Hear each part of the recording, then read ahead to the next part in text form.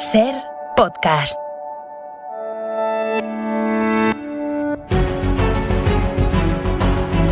Ser Historia, con Nacho Ares. Bueno, yo por el año 1969 tomaba la parroquia de Lares, allá al norte del Cusco, al comienzo del río Yanatili. Yanatili en esa época pertenecía también a esa parroquia. Y bueno, allí comencé a escuchar la palabra Paititi, que yo nunca en mi vida había escuchado esa palabra. Bueno, el Paititi fue la mina de oro de los incas, y allí sacaban ese oro. ¿Qué fue? ¿Cómo fue esa mina?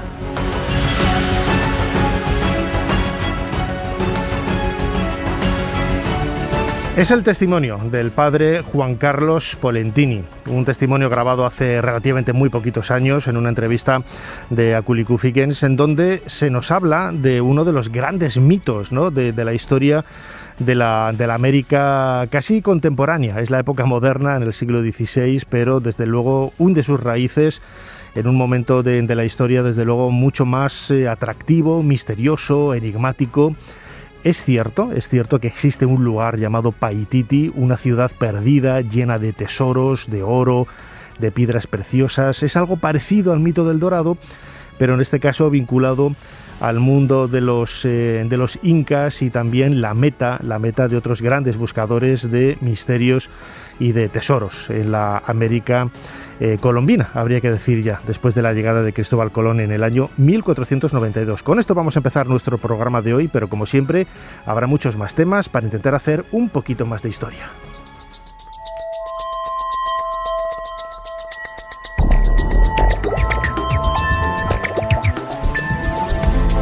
Bienvenidos a Ser Historia. Paititi es el lugar legendario, mitológico, muy atractivo para los grandes buscadores de tesoros a lo largo del siglo XVI, XVII, XVIII, XIX, XX y también en la actualidad.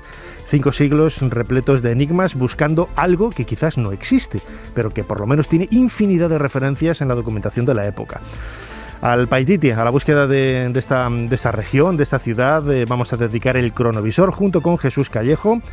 Pero en esta hora y media de historia, si lo escuchan a través de los podcasts, en Ser Podcast hablaremos también del cine en los años 50 y 60, la figura de Aldonza Manrique, una de las mujeres más desconocidas de la historia del siglo XVI. Tendremos una nueva entrega de El Blues de la Ciencia y muchas más cosas aquí en Ser Historia. Como siempre, soy Nacho Ares y les doy de nuevo la bienvenida a Ser Historia. Comenzamos.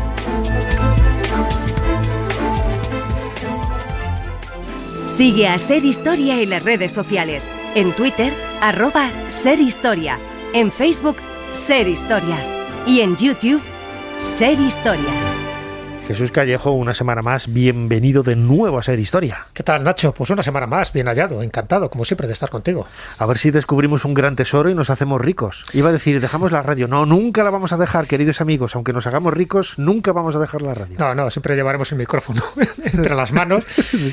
Y para encontrar un tesoro, primero habrá que encontrar la ciudad, ¿no? O el reino perdido. Así que de eso va a tratar este cronovisor. Desde luego, ¿no? Porque el misterio del Paititi, lo comentaba yo en la introducción, ¿no? Ha ido siempre casi paralelo al mito del Dorado, pero son distintos. Y también hay otras leyendas, ¿no?, de otros lugares en América, precisamente en el siglo XVI, en el XVII, cuando se empieza a extender la presencia española y europea en el continente americano y en Centroamérica. Hay pues muchas referencias, ¿no?, a estos tesoros. A mí me recuerda en muchas ocasiones parecido a las leyendas de los tesoros de los musulmanes, el tesoro de una cueva de una princesa mora con tesoros y tal. Son coetáneos casi, ¿no? Sí, son coetáneos, son universales y yo creo que son arquetipos. Claro, en el caso de la conquista de América, pues bueno, todo el mundo lo sabe, se va buscando nuevos territorios para colonizar, para evangelizar, pero también para hacerte rico de una forma rápida. Y la leyenda, a medida que se iban descubriendo territorios, la leyenda sobre que había una ciudad, un reino perdido, repleto de oro, cuyas casas además estaban construidas en oro, pues eso fue fraguando. Por una parte, por algo interesado, porque los propios indígenas se lo querían quitar de encima, ¿no?, a los españoles, diciendo, no, más allá, siempre más allá encontrarás más oro. Y eso propició dos cosas. Por una parte, que se descubrieran más territorios y más ciudades, y que se fundaran también pues más urbes y más poblaciones, y por otra parte se alimentó toda esa fantasía de que en algún lugar, o bien de los Andes o bien del Amazonas, se encontraba un reino perdido, el Dorado. El Dorado sí siempre está relacionado. El Dorado, ya sabes que es un nombre genérico que se da a esa ciudad perdida, que luego ha tenido distintos nombres, ¿no? Se le ha llamado Manoa o Acajín, por ejemplo, pues dentro de lo que era Venezuela y Brasil, o la ciudad Z, la que fue buscando el coronel Fawcett, Buritaca en Colombia, la ciudad de los Césares, las 7 ciudades de Cíbola. Es decir, siempre ha habido un referente, una especie de zanahoria detrás de la cual iba el burro, en este caso el ansioso conquistador que quería enriquecerse a toda costa. Que además siempre se decía, no, sigue un poco más adelante. Siempre más para adelante y más al norte, todo más al norte, ¿no? Y efectivamente, pues al final acababan con expediciones desastrosas, acababan con su vida, acababan, igual que le pasó también a Ponce de León buscando la fuente de la eterna juventud, pues acabó más añoso, más achacoso y más viejo buscando precisamente esa fuente de la eterna juventud. Pero sí generó muchísimas leyendas urbanas, rurales, de todo tipo, que han perdurado hasta el día de hoy. Y así como muchas ciudades incas, porque ahora nos vamos a ir al antiguo imperio inca a raíz de la conquista de Pizarro en 1530, pues poco a poco, y a medida que cae también Cuzco, a medida que muere pues el gran Inca, ¿no?, que era Atahualpa en Cajamarca, a partir de ese momento se empieza a prever que hay algo que se les está ocultando, porque claro, dice, Cuzco debería tener muchos más tesoros de los que encontraron. Surge ya la historia, la leyenda, y sobre todo fraguada por muchos indígenas, de que todo eso se lo habían llevado los últimos incas a un lugar perdido, a un lugar entre las montañas. Y fruto de aquello es lo que con el tiempo surgió el descubrimiento de Vilcabamba o surgió el descubrimiento de Machu Picchu, ¿no?, por Irán Bingham. Es decir, todo esto, como ves, está relacionado con esa búsqueda incesante de que en algún lugar perdido hay una ciudad, hay un secreto, hay un tesoro. Cuidado, ese tesoro no tiene por qué ser exactamente de orden material, puede ser de un conocimiento, de sabiduría o espiritual, que hay que buscar. Bueno, pues de todas esas ciudades dentro de ese antiguo imperio inca, hay una que todavía pervive en ese inconsciente colectivo. Y esa ciudad, o ese reino, ahora dilucidaremos qué es Paititi. Jesús, como siempre, tenemos el teclado preparado para comenzar este viaje. ¿Cuál es la fecha que nos propones en esta semana? La fecha es el 23 de junio de 1715.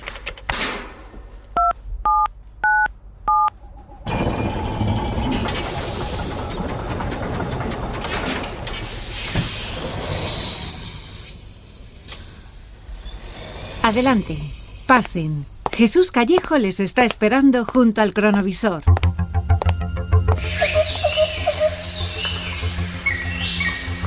Jesús, mira que lo sabía y me he traído las botas y bien cubierto para que ninguna clase de bichos que no solamente están por el suelo se me meta por la ropa. Estoy casi envuelto como una burbuja de plástico. En celofán. En celofán. Y que no nos vean esos caballeros, ¿no?, esos hombres que les vemos ahí a pocos metros. ¿Quiénes son?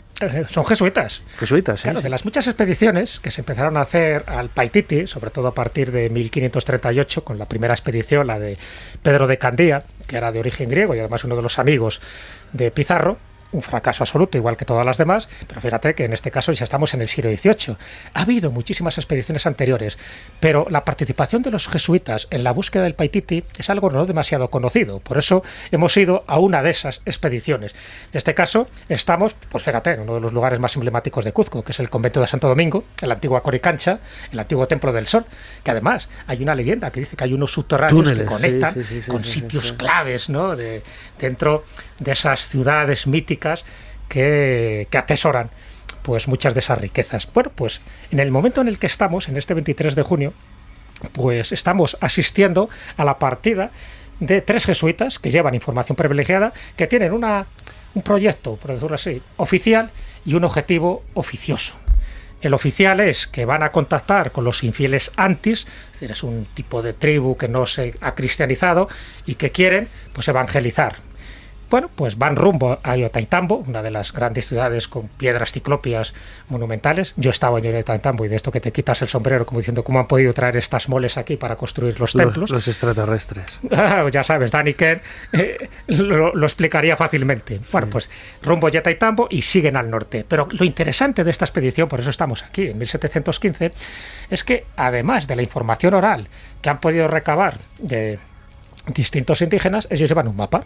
Es un mapa jesuítico, porque se supone que lo hizo algún jesuita de expediciones anteriores del siglo XVII, un mapa donde dice cosas muy interesantes, porque no solo hay un texto, sino que también hay dibujos. En estos dibujos aparecen, bueno, pues lo que son montañas, evidentemente, con lo cual ya te está indicando un poco en qué lugar podría estar situado.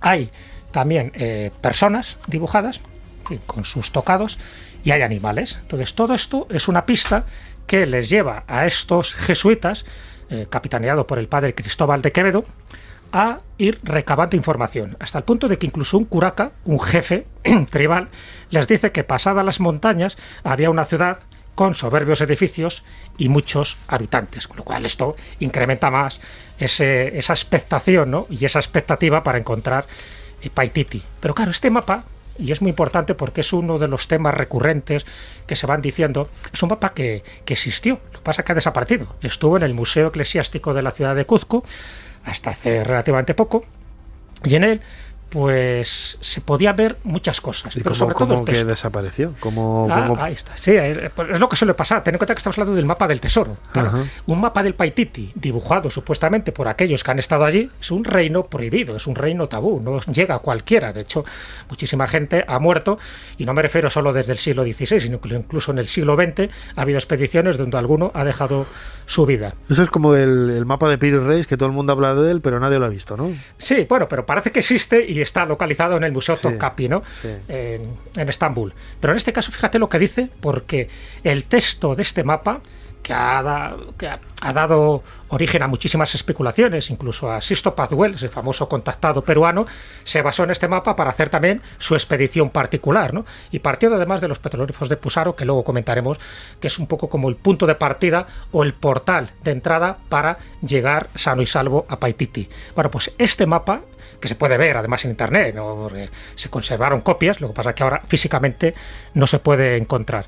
Pero en estas copias lo que dice este mapa es lo siguiente: corazón de corazón, tierra india del Paititi, a cuyas gentes se llama indios. Todos los reinos limitan con él, pero él no limita con ninguno. Estos son los reinos del Paititi, donde se tiene el poder de hacer y desear, donde el burgués solo encontrará comida y el poeta tal vez pueda abrir la puerta, cerrada desde antiguo, del más purísimo amor.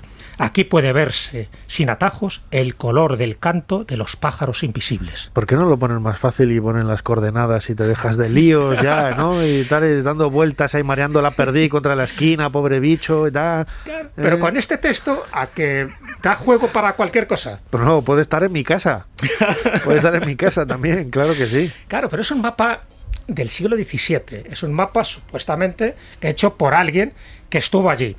Y todo eso nos da unas pistas para encaminar los pasos hacia esta ciudad perdida del Paititi, que, como ves, en el tono poético y casi espiritual en el que está redactado el texto, no te está diciendo que allí puedas encontrar grandes fortunas y tesoros como los tesoros piratas, no, lo que te está diciendo es, cuando empieza con corazón de corazón, es que hay toda una predisposición anímica y de respeto y sobre todo de buen corazón para poder llegar allí. Es decir, que aquellos que sean codiciosos, que sean avariciosos, no van a encontrar nunca ese camino. Entonces, estas son pistas suficientes para pensar, y algunos lo han pensado así, que todo esto radicaría en lo que serían las montañas del Perú, en concreto en lo que era el río Amarumayo, que hoy es el río Madre de Dios. Casi siempre se habla del departamento Madre de Dios y de este río, donde estaría ubicada esta ciudad, protegida por selva, protegida por montañas, protegida por tribus salvajes, protegida por animales que están dispuestos a degollarte lo que sea necesario, ¿no? Bueno, pues unos la ubican en Perú, en este caso ya te digo, en el departamento Río Madre de Dios, otros lo ubicarían en Brasil y otros lo ubicarían en Bolivia. En todo caso, es una ciudad que a día de hoy sigue habiendo expediciones, ya te digo, desde 1538 que aparece la primera con Pedro de Candía, hasta hace muy poco, incluso un amigo común, Juanjo Revenga, también organizó una de las suyas para ir hasta allá, evidentemente sin ningún resultado, igual que todos los demás, y... Evidentemente, qué poca fe tienes. No, porque, a ver, si al día de hoy ha habido más de 20 expediciones y ninguna ha conseguido resultados, y si alguien lo ha conseguido, se ha callado, o no ha regresado para contarlo. También, ¿no?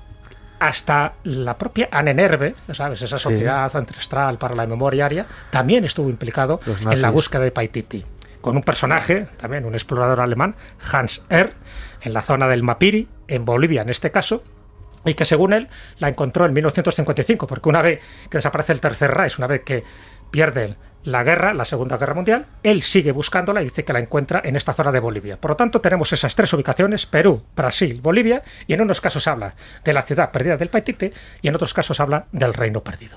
Pues fíjate, Jesús, a través de este cronovisor vamos a contactar con el futuro nuestro, con el presente. Nosotros estamos aquí ahora en el siglo XVIII, pero vamos a viajar a nuestro presente real para hablar con Jesús Ejido. Él es médico especialista en enfermedades tropicales y autor de un libro que recomendamos desde aquí, que ha servido también de nuestro casi libro de viaje, ¿no? Una guía totalmente para esta expedición que estamos haciendo en el Paititi, titulado Paititi, la ciudad perdida. Jesús Ejido, bienvenido a Ser Historia. Muchas gracias por la invitación y un placer estar con vosotros. Jesús, la primera pregunta que iba a hacer era ¿dónde está el Paititi? Pero quizás habría que preguntar primero si existe. El Paititi del mito de la ciudad perdida existe, o por lo menos yo creo que sí existe. Ahora es un mito, igual que Schliemann con Troya era otro mito y lo encontró. Existe. Se encuentra efectivamente en el departamento Madre de Dios y estamos hablando de un lugar físico en el cual se guarda o tendría que estar lo que sería toda la cultura inca, todos sus grandes tesoros culturales estarían guardados y encerrados allí, evitando de esa manera el pillaje en su momento de los españoles cuando entraron en la conquista. Y imagino que quizás la tradición posterior, también las ansias, ¿no? de arrapañar todos los tesoros que se suponían que había en la época, bueno, se suponían y que lo veían también los españoles, ¿no? Y otros europeos que se acercaban a América en el siglo XVI y XVII, quizás todo eso es lo que hizo construir la idea de esa ciudad repleta de tesoros y de piedras preciosas.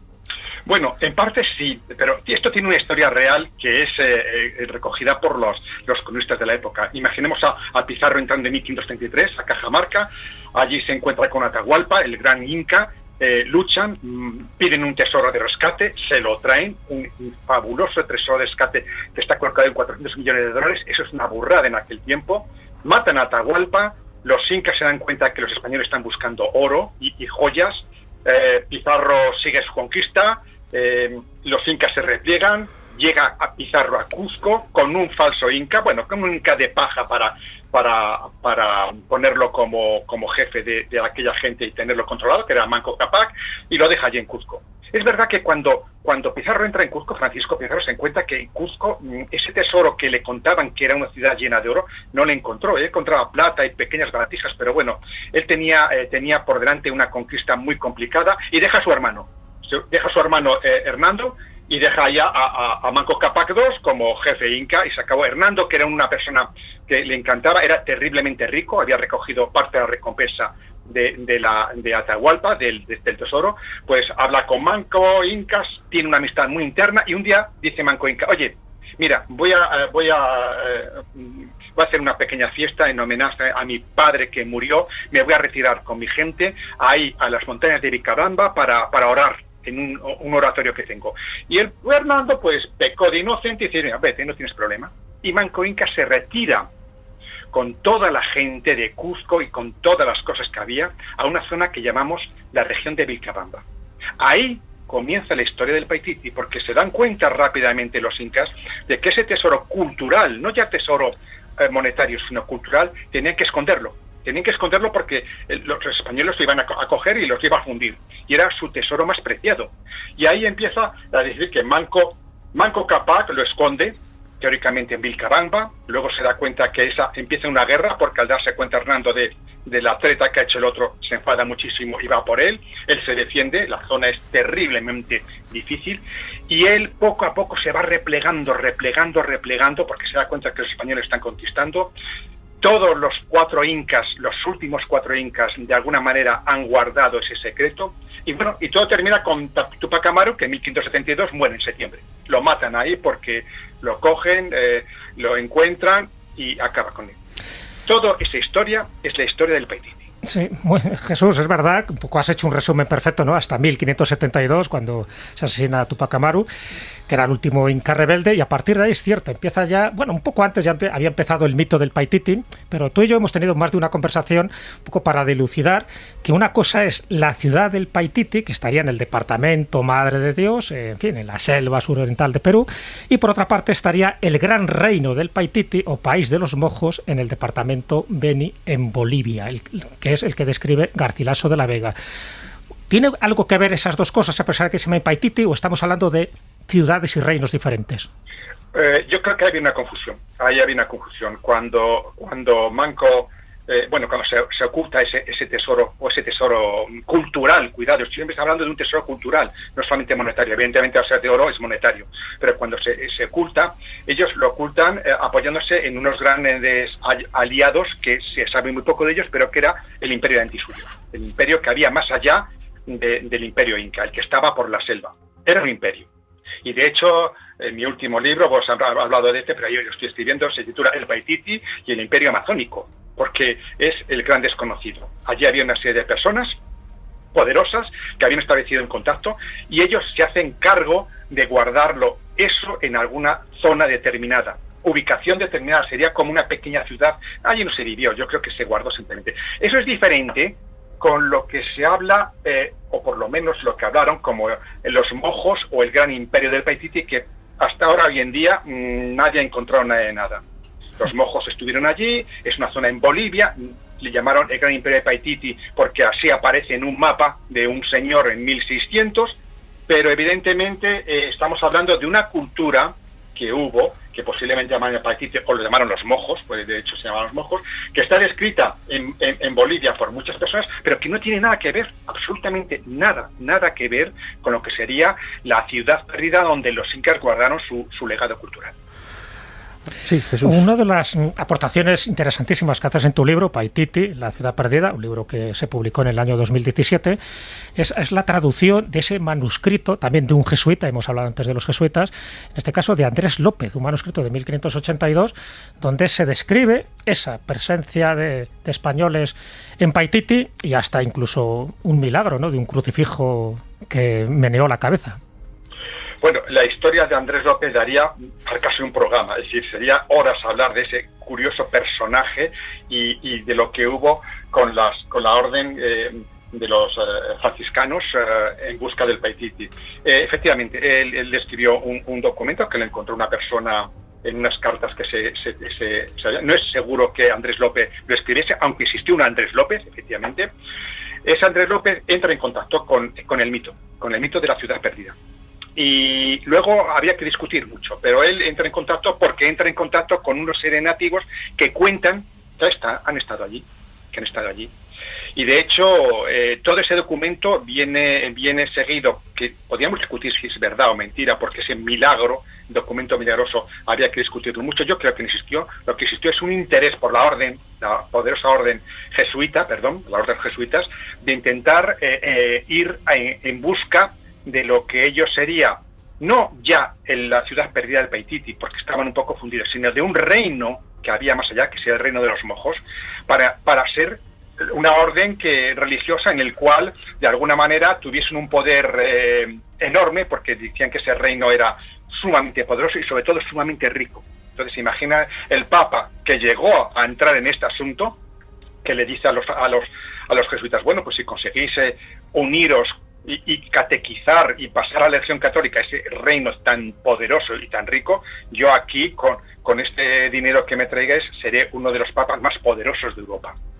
Eso es una historia diferente. Me parece una historia realmente apasionante. Yo os estaba escuchando, pues las referencias que tengo, ¿no? del Paititi, es lo poco que he leído en mi época de juventud, con esas referencias también en algunos documentales de Fernando Jiménez del Oso, charlando incluso con el propio Fernando, ¿no? Con quien me unía una gran amistad, y poco más, ¿no? Y el otro día, cuando Jesús Callejo, nuestro crononauta, me propuso hablar del Paititi, realmente redescubrí, ¿no? Una historia que tenía casi olvidada. Y ahora, escuchándote, Jesús Ejido, médico especialista en enfermedades tropicales, autor de Paititi, la ciudad perdida, y preparando el Paititi y el imperio amazónico, pues estaremos muy atentos precisamente a la aparición del nuevo trabajo para poder ampliar, ¿no? En otro programa todos esos vericuetos, esos perfiles y esas aristas que tiene la historia del Paititi tan apasionantes. Jesús Ejido, muchísimas gracias por habernos ayudado a hacer un poquito más de historia. Muchas gracias a vosotros por esta entrevista. Un abrazo. Un abrazo.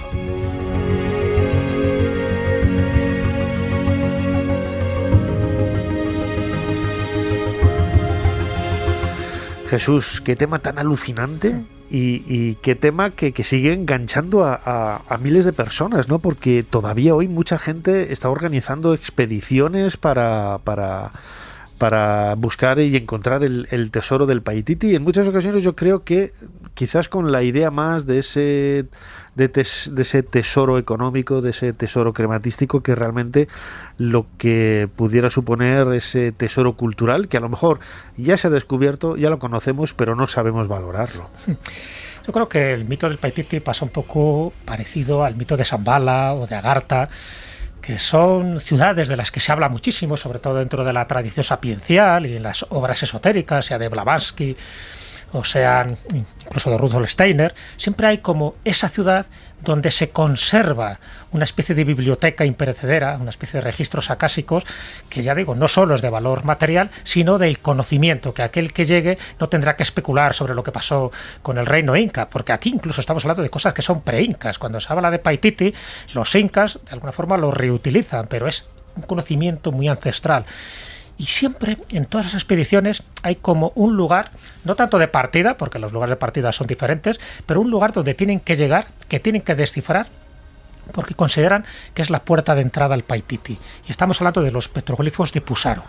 También lo menciona muchísimo Jesús Ejido. Como si fuera un juego de ordenador que tú vas avanzando, ¿no? Exacto, un juego de estos de aventura gráfica que tienes que ir resolviendo enigmas, descifrando jeroglíficos. Es que tú ves, claro, ahí, por suerte hay fotografías, hay dibujos. Yo no he llegado hasta allí, pero sí, amigos comunes han llegado hasta allí. Entonces hay fotografías. Tú ves aquella piedra gigantesca, porque estamos hablando de casi 30 metros de largo, ¿no? Con miles de petroglifos, de inscripciones, algunas con forma de corazón, con lo cual hace referencia un poco a ese texto que te leí del mapa del siglo XVII. Claro, estamos en zona machigenga, es decir, esa tribu es la que protege un poco ese enclave, pues hay muchísima gente que no llega físicamente hasta allí, pero bueno, los que llegan hasta allí sí se dan cuenta. Estamos hablando de las riberas del río Palotoa, en el Parque Nacional de Manú. El afluente es uno de los afluentes del Alto Río Madre de Dios, y entonces esa especie de piedra iniciática, que hay como un mensaje que muchos han intentado descifrar, incluso Jesús Ejido tiene su teoría y algún día le preguntaremos, ¿no?, por ello, pues te das cuenta de que, a pesar de que ha sido descubierta relativamente hace poco, en el año 1921, por un misionero dominico, dicen que es la ruta del Paititi.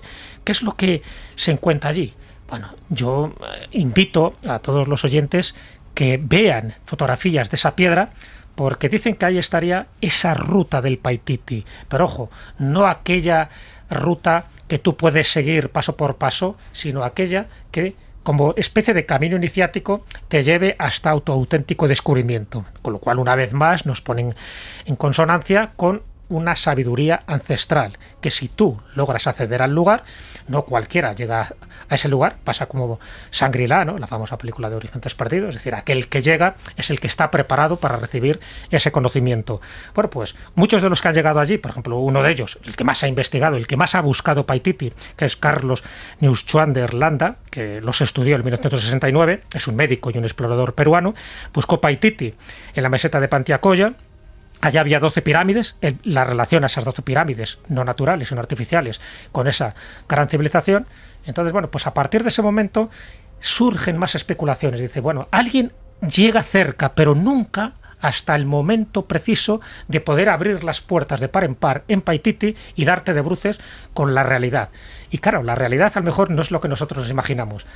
Muchas veces se habla de que es una ciudad espectral, etérica, espiritual, no exactamente física. Entonces, bueno, pues por eso siempre será un mito inmortal, porque lo entronca con las grandes ciudades legendarias, aquella que buscó, por ejemplo, el coronel Fawcett con su hijo, que murió buscando la ciudad Z, que hay muchísimos manuscritos y mapas que te ponen pistas y a veces despistas para no llegar nunca, y eso es lo que yo creo que convierte al reino de Paititi o a la ciudad de Paititi en algo inmortal, en algo imperecedero y por supuesto en algo mítico. Pero fíjate, incluso ha marcado un poco la historia de las conspiraciones, ¿no?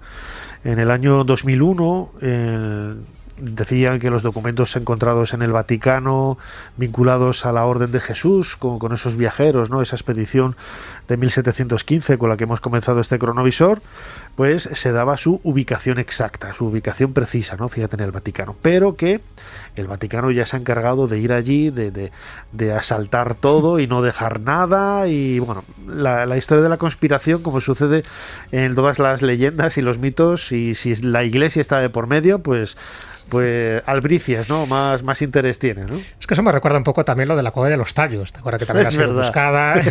Aquí estaríamos hablando de Ecuador, que bueno, que en definitiva está muy cerca, porque también Ecuador formaba parte de ese antiguo imperio incaico. Entonces se hablaba de eso, ¿no? Ahí está el padre Crespi, que bueno, consiguió una serie de esas piezas de oro, que luego las que han llegado a nosotros son de latón. En fin, el material es muy diferente. Y se comentó eso, ¿no? De que hubo una expedición anterior del Vaticano, otra vez que incluso del gran astronauta Armstrong, que también estuvo allí, que llevó muchísimas cajas de lo que era más sustancial, más interesante y más tangible de la Cueva de los Tallos, y que por eso ahora el que va allí pues la encuentra vacía porque ha sido totalmente expoliada, ¿no? Y que eso estaría, como no, dentro de esas cajas que tendría el Vaticano en sus archivos secretos. Bueno, es muy bonito como novela y como leyenda de Indiana Jones, pero está claro que meter siempre al Vaticano por medio, meter a conspiraciones, como en este caso, por ejemplo, en la época nazi con la Nenneberbe, que parece que estaba metido en todos los fregados, en todos los platos y todas las comidas, bueno, tiene una parte de realidad, evidentemente, porque estamos hablando de una parte también religiosa, pero es cierto que a día de hoy, y mira lo que dice Jesús Ejido, que para mí es una de las personas más informadas y más entendidas de Paititi, a día de hoy es algo que existe, es decir, que en alguna parte está, es decir, la gente que ha estado por esas zonas sabe que es inexpugnable, que hay que tener muchísima preparación para llegar allí, que ni siquiera en helicóptero puedes ver a lo que hay allí, aunque ahora hay tecnología LIDAR, ¿no?, que se podría utilizar, pero lo cierto es que hasta hoy mismo nadie ha podido decir que ha llegado a Paititi y ha regresado, por lo menos de una forma física. Otra cosa es esos viajes astrales, que algunos lo escriben, ¿no? Pues lo mismo que alguien dice, yo he estado en Marte o está en Ganímedes. Bueno, pues yo estoy en Paititi, vale, pero demuéstralo. No, es que he estado en sueños. Bien, vale, hasta ahí me lo creo. Pero nadie estaba allí, ha recogido una muestra, ha regresado y lo ha contado. Y yo creo que eso es lo que sigue alimentando, ¿no?, este tipo de leyendas, de mitos áureos, porque en el fondo ya te digo que está emparentado con el dorado, y es lo que ha servido pues para encontrar ciudades como Vilcabamba, como Vitcos, como Cochequino, y con tantas y tantas ciudades perdidas de los incas, que al final no estaban tan perdidas, sino que eran, bueno, pues como campamentos o lugares en la huida, una vez que muere Atahualpa, en la huida de los incas para preservar sus grandes tesoros. ¿Estará o no estará en un terreno físico? Pues ya lo veremos a ver, pero a día de hoy Paititi nos va a dar muchísimo juego, muchísimos títulos de libros, incluso alguna que otra película. Como siempre, queremos recomendar desde aquí no solamente el libro de nuestro invitado, Paititi, la ciudad perdida, de Jesús Ejido, sino también el podcast en la escóbula de la escóbula de la brújula, en Podium Podcast, de Jesús Callejo, nuestro crononauta, que semana a semana, rodeado de un montón de amigos, nos hace disfrutar de la historia. Yo no sé si habréis hablado alguna ocasión de Paititi, a lo mejor con Fernando López del Oso. No, como Paititi, como tema no. Es verdad que sí que hemos hablado de ciudades perdidas, entre ellas evidentemente Paititi es referencia obligada, pero no, salvo en este cronovisor de una forma más específica, No hemos hablado, pero es verdad, porque siempre está ahí, es como que está flotando en el ambiente, que Paititi o la ciudad de los Césares, que un día si quieres hacemos un cronovisor, que también tiene una aventura, ¿no? muy interesante con los náufragos que crearon toda esta ciudad. Bueno, pues a día de hoy a mí me llama mucho la atención, yo le preguntaba a veces a Jesús Ejido, y si nos hubiera dado tiempo le hubiera preguntado para él lo que era Paititi, y me quedo con una frase que aparece en su libro, que a mí también me la ha repetido, y que se lo dijo un viejo indígena Campa, ¿no?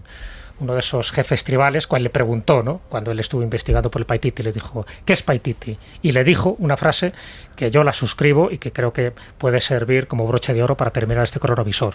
Le dijo, el Paititi está en tu corazón. Si lo sigues, podrás encontrarlo.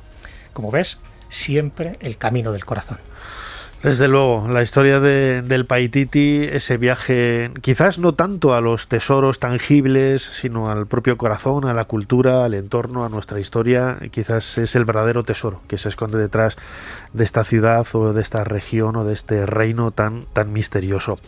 Jesús Callejo, crononauta, una semana más, muchísimas gracias por habernos ayudado a hacer un poquito más de historia. Ha sido un auténtico placer. Hasta la próxima semana.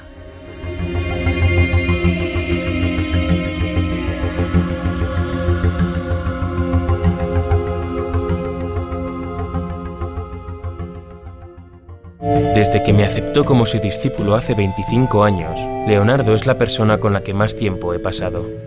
Nos conocimos en Milán, siendo yo un niño. Era el día de la Magdalena. Lo sé, porque Leonardo lo apuntó en uno de sus miles de cuadernos. Ser Historia con Nacho Ares. Todo lo que quisiste saber de la historia, la madrugada del sábado al domingo, en la cadena SER. Holly, estoy enamorado de ti. ¿Y qué? ¿Cómo que y qué? ¿Qué preguntas haces? Te quiero y me perteneces. No, las personas no pertenecen a nadie. Claro que sí. No dejaré que nadie me ponga en una jaula. Yo no quiero ponerte en una jaula, solo quiero quererte. Es lo mismo. No, no lo es. Holly. No soy Holly, ni siquiera Lulami, no sé quién soy. Soy como este gato. Somos un par de infelices sin nombre, no pertenecemos a nadie, ni nadie nos pertenece, ni siquiera el uno al otro. Para el coche. Bueno, aquí está bien. Este debe de ser un lugar adecuado para un animal fuerte como tú. Cubos de basura y muchas ratas. ¡Corre! Te he dicho que te marches. ¡Ande, vámonos!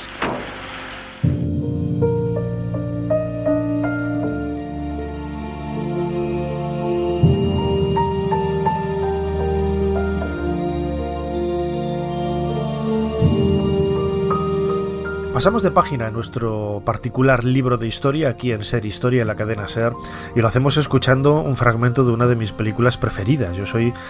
Tengo que reconocer, yo creo que lo he dicho muchas veces, que no soy nada aficionado al cine, pero sí que es cierto que tengo algunos personajes, algunas películas, algunos iconos que así que se han convertido en mitos, ¿no? Y uno de ellos es Audrey Hepburn y esta película Desayuno con diamantes, que el año pasado celebrábamos los 60 años de su realización. En el año 1961, pues en 2021 celebrábamos esos 60 años de Desayuno con diamantes, una película que el otro día lo comentábamos también en un programa dedicado a James Joyce, sobre la sobrevaloración quizá de algunos autores, en donde yo creo que la película supera con creces a la novela de Truman Capote, en este caso Desayuno con diamantes, que a mí me parece una de las cosas más aburridas que se pueden haber escrito en la historia de la literatura contemporánea.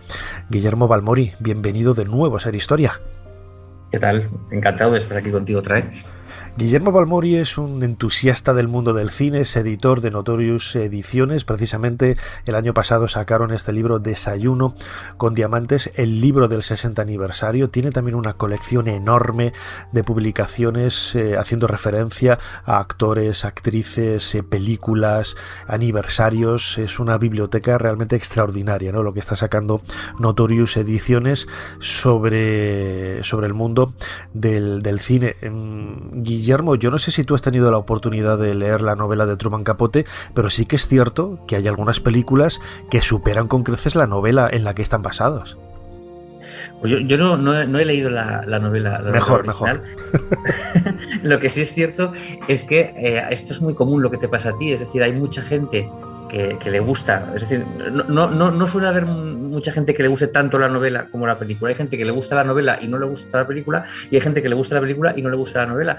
Y esto es muy sencillo de entender, porque es que la novela, como tú bien sabes que la has leído, poco tiene que ver con la película, o la película con la novela. Y esto es en gran parte porque se tuvo que ajustar pues el personaje, digamos, más duro de la novela al personaje más dulce, interpretado por Audrey Hepburn, porque claro, es una chica de compañía, no sé cómo llamarlo, la protagonista, y no sé si llamarla prostituta, que igual es más duro, en la novela igual se ve más claro, pero claro, Audrey Hepburn no podía interpretar ese papel de prostituta o de chica de compañía, y lo que hace, que esto desde mi punto de vista lo hace muy bien Hollywood muchas veces, adecúa el argumento a lo que es la personalidad de la estrella, ¿no? En este Star System, en este sistema de estrellas, que lo importante era la estrella. Lo que hace es adecuar ese personaje duro de la novela, más dulcificado, más eso, al estilo Audrey Hepburn, y yo creo que el experimento le sale muy bien. Como tú bien dices, el experimento es una maravilla. Yo te digo, insisto, no he leído la novela,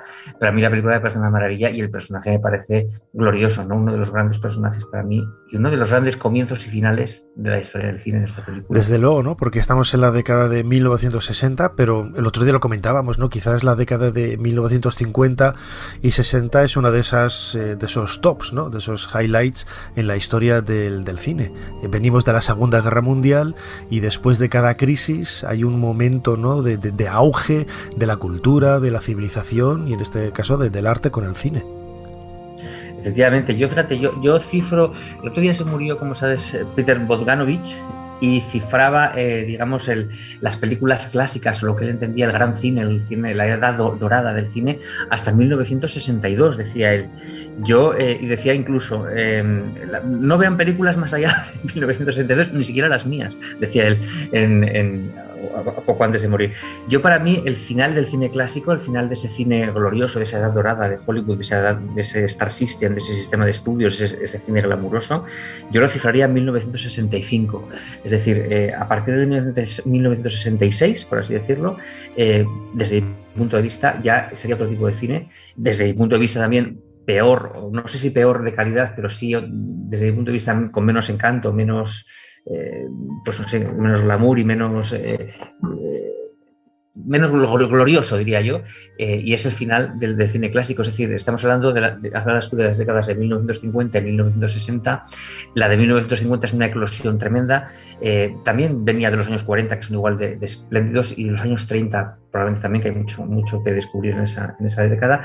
Y en el año 65, a partir de los años, en el año 60, desde el 60 hasta el 65, empieza un poco a desvanecerse esa ilusión del cine clásico, del cine como fábrica de sueños, que es lo que era, y a partir del año 66 pues ya empieza otro tipo de cine, películas, por ejemplo, Quién teme a Virginia Woolf, que se estrena ese año, en el cual por primera vez, por ejemplo, se permite un lenguaje soez en el cine, o con Easy Rider, que fíjate, no tiene nada que ver, ¿no? Esas películas de monteros y de hippies, ¿no? Del año 67. Uh-huh. Es llamativo, ¿no? Porque lo acabas de decir, se vende quizás una imagen, se proyecta una imagen idealizada, ¿no? De la realidad, del presente, que en aquella época, en la España de los años 50 y 60, en plena dictadura, podríamos pensar que el cine americano pues influyó mucho en el sentido de ver, ¿no? un anhelo de algo que era inalcanzable, el sueño americano, estando aquí en una depresión bastante fuerte desde el punto de vista económico y desde el punto de vista cultural, y sin embargo ese anhelo también se veía en otros lugares, ¿no? de Europa, que no estaban sujetos a la dictadura. El cine americano influyó mucho en ese sentido en el resto del mundo. Efectivamente, yo lo llamo el cine de la realidad mejorada. A mí me encanta este cine, es un cine en el cual, porque no es un cine irreal, es decir, irreal sería, por ejemplo, que venga un extraterrestre o que yo que sé, o que cuenten cosas que no son cotidianas. El cine de la realidad mejorada, que es como yo lo llamo, es porque todo es mejor que en la realidad. Es decir, las señoras se levantan maquilladas y peinadas en la cama, sí. Los paquetes de regalos son más bonitos, las tartas de cumpleaños son perfectas, porque había un señor que se encargaba en el estudio de que la tarta fuera perfecta. Todo es más bonito, todo está estudiado para que sea perfecto, para que sea como un sueño. Por eso es la fábrica de sueños. Entonces, esto es un valor que a partir de los años 65, perdón, se empieza a perder en pos de un realismo. Es decir, se entiende que es mejor el realismo que esa realidad mejorada. Desde mi punto de vista, a mí me gusta más la realidad mejorada. Yo cuando voy al cine me encanta ver esto. Ya sé que no es real, pero es mejor que la realidad. Y comulgar con eso y entender eso, para mí es la maravilla de lo que es el cine. La realidad, digamos, más, valga la redundancia, realista, o más, además se suele entender como realista a veces lo negativo, ¿no? Las partes más deprimidas o las partes más tristes de la vida. Claro, esa deriva que lleva el cine desde los años 65 hasta ahora, desarrollando como algo positivo, desde mi punto de vista no es tan positivo. A mí me gusta más ver esa realidad mejorada porque te permite sobre todo ver cosas que se te van a quedar en la retina. Yo creo que el cine clásico y de esta época es sobre todo un cine de momentos mágicos, de escenas mágicas. A lo mejor no te acuerdas del resto de la película, pero te acuerdas de un momento. Y esos momentos se logran, creo yo, con esta realidad mejorada, mostrando la cotidianidad tal y como, pues realmente todo es tan normal que te pase un poco más desapercibido, ¿no? Y del mismo modo, los americanos también se sintieron muy atraídos por Europa, ¿no? Y lo seguimos viendo en muchos comentarios, ¿no? Cómo idealizan la Europa. Tú estás en Estados Unidos y dices que vienes de Europa, de un país europeo, y te miran como si casi si fueras un extraterrestre con el mismo anhelo, ¿no? Para ellos es...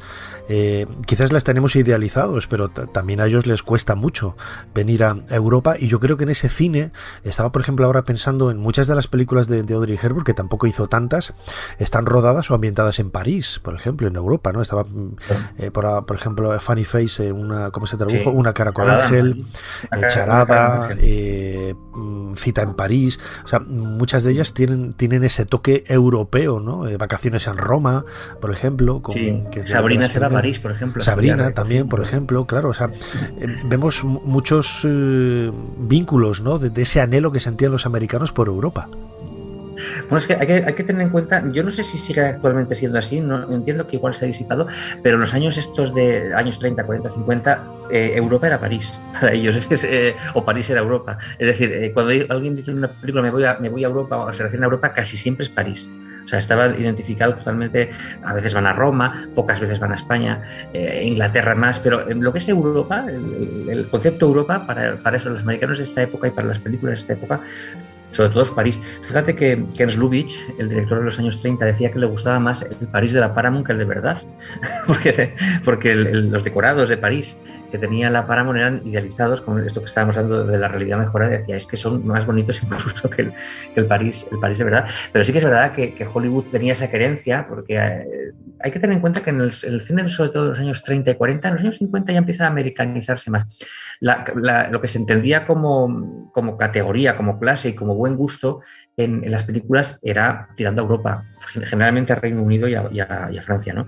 Eran los referentes, digamos, estéticos que ellos tenían de las clases altas, que aunque estuvieran las películas basadas o localizadas en Estados Unidos, se tenía este referente cultural y estético europeo. Es a partir de los años 50, precisamente, y 60, cuando ya se enorgullecen, digamos, empiezan a tomar orgullo de sus propias estéticas, de sus propios gustos, de su propio americanismo, y esto empieza a cambiar. En los años 50 tenemos las películas de Doris Day, por ejemplo, de Debbie Reynolds, que ya empiezan a americanizar más lo que es el estilo de Hollywood. Y además entra de lleno el mundo del musical, ¿no? Estaba buscando ahora, según hablaba contigo, según te escuchaba, la fecha, ¿no? de producción de Cantando bajo la lluvia, que es el año 1952. Este año se cumplen 70 años. Imagino, ¿no?, que haréis un eco en Notorious Ediciones sobre esta película, si no lo habéis hecho ya. Y el mundo del musical entra también con mucha fuerza, ¿no?, en el cine de aquella época, quizás como un segmento nuevo, un brazo nuevo, ¿no?, de ese arte, de ese tan ecléctico al mismo tiempo y tan disperso del mundo del cine. Cantando bajo la lluvia, como dices, cumple 70 años. Lo que pasa es que nosotros en la editorial hacemos, en vez de hacer los 70 aniversarios, hacemos los 75, que es una cifra más. O sea, que habrá que esperar unos añitos para tomar homenaje en la editorial de Cantando bajo la lluvia. Pero bueno, tienes toda la razón. Yo creo que el cine musical es, de todo esto que estamos comentando, digamos, el género que lo lleva más al extremo o a la perfección, ¿no? Según como queramos mirarlo, esta realidad mejorada. El cine musical sí que es un sueño totalmente. Es un sueño porque la gente no canta por la calle ni baila por la calle y además permite hacer unos alaracas, digamos, estéticas que otros géneros igual no permiten. Para mí el cine musical sería el género, digamos, por excelencia de este Hollywood, digamos, entendido como fábrica de sueños. Realmente sí que es como estás en un sueño. Y al final, fíjate, yo incluso con gente incluso joven y demás, que a veces se les enseñas trozos de películas y tal, como tiene un lenguaje propio el cine musical, es decir, un número musical tiene un lenguaje propio. Y al final es lo que sigue hechizando, porque ahí sí que eran auténticos maestros en hacerlo. Tú fíjate que, Nacho, que yo siempre lo pienso muchas veces, por primera vez en la historia el cine da un espectáculo grandioso, es decir, nunca en la historia de la humanidad antes, por mucho dinero que tuviera un productor, por mucho dinero que tuviera un teatro, por muy grande que fuera una ópera, por muy espectacular que fuera el entorno o el teatro en el que se puede hacer, nunca se pudo desarrollar un espectáculo musical y de otro tipo, pero sobre todo musical, como los que hacía Hollywood, subiendo las cámaras, bajando las cámaras. Y en contraprestación se ofrecía ese espectáculo a un precio muy barato. Es decir, nunca se ofreció un espectáculo tan grande en la historia de la humanidad y nunca fue tan barato acudir a un espectáculo tan formidable y tan enorme y tan grandioso como ofrecía el cine. Esto es una revolución realmente importantísima, porque por muy poco dinero tienes el mayor espectáculo que, imagínate, Nerón hubiese dado su vida por verlo. Sí. Claro, es decir, nunca en la historia había tanto dinero para hacer un espectáculo. Nunca, por muy millonario que fuera un productor, no podía hacer esos números de Cantando bajo la lluvia, los números de Busby Berkeley espectaculares, con esas chicas haciendo figuras caleidoscópicas, ¿no? Desde filmadas desde arriba. Eso que es un dineral, y que cuesta un montón hacerlo, se podía hacer para un público que pagaba nada, unos centavos por verlo. Eso es una revolución. Quizás un poco en ese marco histórico que comentaba antes, ¿no? La Segunda Guerra Mundial ha quedado atrás y hay una búsqueda también de mejorar, de borrar el pasado más reciente, no olvidarlo, pero borrarlo, porque precisamente en esta época también hay muchas películas ambientadas en la Segunda Guerra Mundial, pero sí con todo lo que conlleva después de una crisis tan grave, ¿no? Como supuso la Segunda Guerra Mundial, el hecho de que el mundo entero, ¿no? Intentó levantar cabeza y tomó el cine, en este caso el cine americano de los años 50 y 60, como la mejor manera de proyectarlo, ¿no? Nunca mejor dicho. Sí, bueno, esta experiencia ya venía, la habían pasado incluso yo creo que más terrible en los años 30. En los años 30, con la Gran Depresión y el crack del 29, el cine era el que salvaba. Bueno, la gente tenía el poco dinero que tenía, lo gastaba en el cine y, curiosamente, además, lo que buscaban en esa época, sigue buscando en la Guerra Mundial que tú dices, y en los años 50 también, era ese escapismo. Es decir, no quería ver la realidad, quería esto que estamos comentando, el gran espectáculo, los musicales, el champán, los smoking, las chicas guapas y vestidas pues de lujo, ¿no? Las joyas, todo eso es lo que se quería en los años 30. En los años 40, con la guerra, pues eso sigue proyectándose. Y lo decías tú, además, que querían huir de todo lo ocurrido. Yo creo que, fíjate, no se empezó a asimilar y a hacer, digamos, películas en Hollywood de las consecuencias reales de la guerra hasta bien entrados los años 50, incluso ya en los 60, por ejemplo, Los Juicios de Nuremberg, la película de 1961, que empieza ya a, digamos, a asimilar lo terrible que ha sido todo el tema judío, ¿no? en la Segunda Guerra Mundial.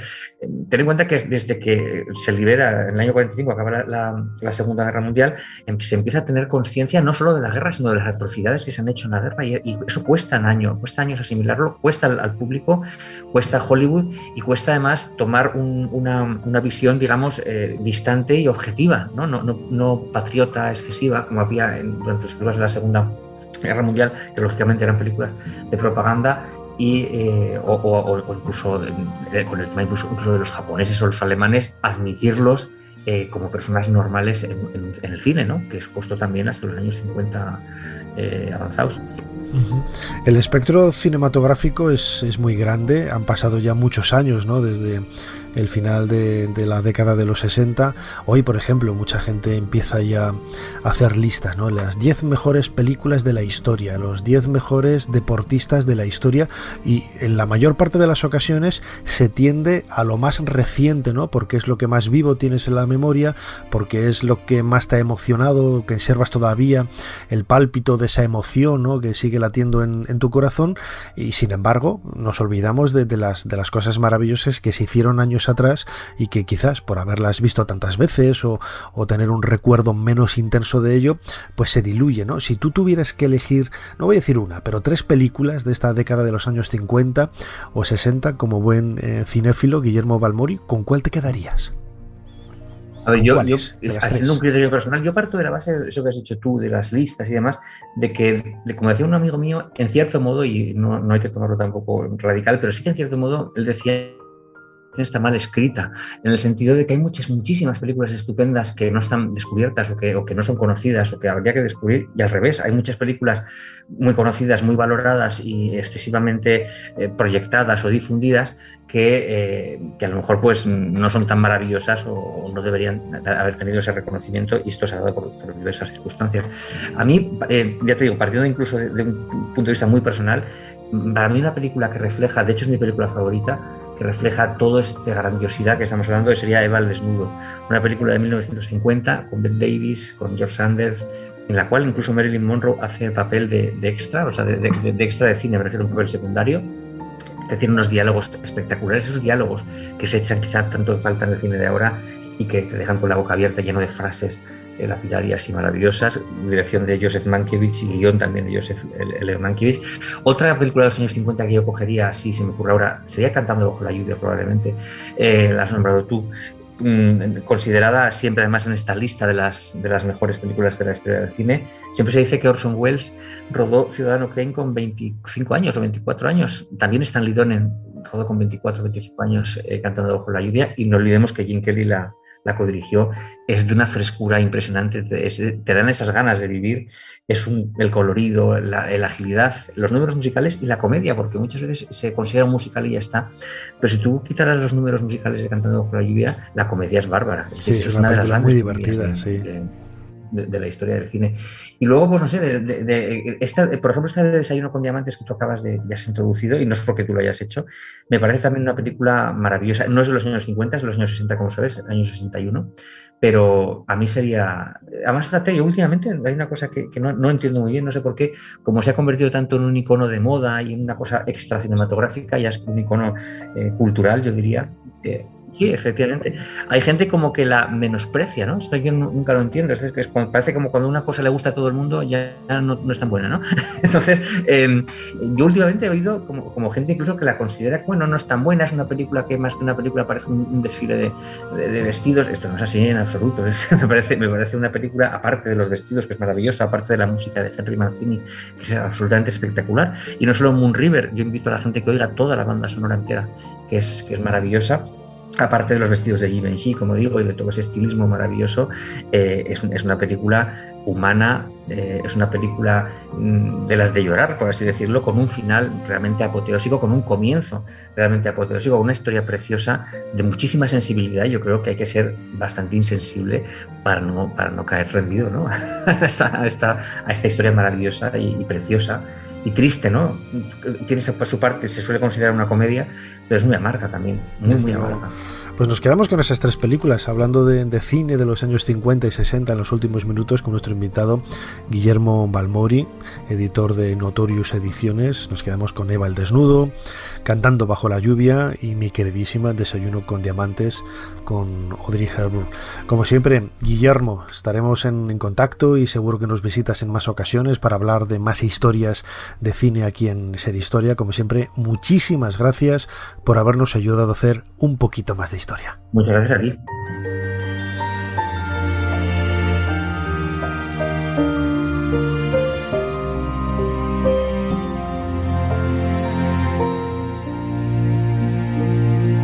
Y ahora, Alexei, descansa. Mañana te contaré una historia que te va a encantar. Si me duermo, me la contarás. No te irás. A ninguna parte. Ahora descansa. Rasputín, no sé cómo agradecerte todo lo que... Alguien debe quedarse al lado del niño mientras duerma. Voy a esperar fuera. Ana, acompaña al señor, por favor. Ser Historia con Nacho Ares. Todo lo que quisiste saber de la historia, la madrugada del sábado al domingo en la cadena SER.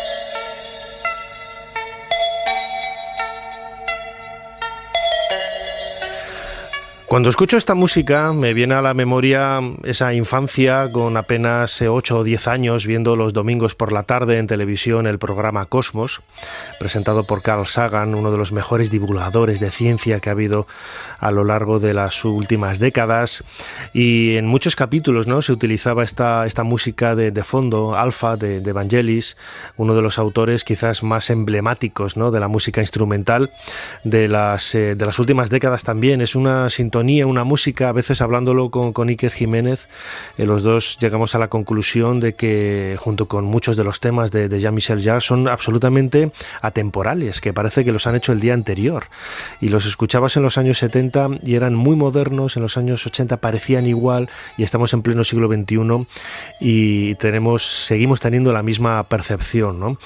Y cada vez que suena esta música aquí en Ser Historia, en la cadena SER, es para hablar de ciencia, del blues de la ciencia, la sección que cada pocas semanas nos trae nuestro compañero José Francisco Sanz Requena.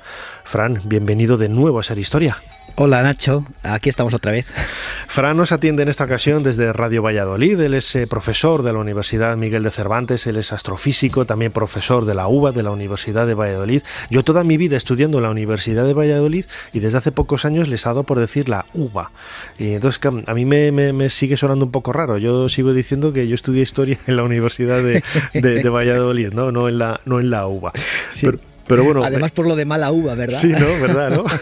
Aunque mira, lo de uva en Valladolid se ha caracterizado también por los buenos vinos que hay, aunque yo no beba absolutamente nada, pero mira, también quizás ahí hay un guiño también al producto local, ¿no? Pero bueno, no nos vayamos por las ramas, ni hablando de televisión, ni hablando de universidades, ni de vino.